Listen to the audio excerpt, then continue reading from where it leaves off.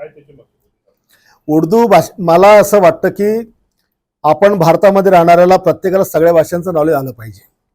ज्याला आम्ही उत्तर भारतात जातो तिकडच्या भाषा आम्हाला कळत नाही, आम्ही पश्चिम भारतात जातो तेव्हा आम्हाला तिकडच्या भाषा कळत नाही, त्याच्यामुळे हिंदी सोबत इंग्रजी सोबत उर्दू भाषा देखील समजली पाहिजे.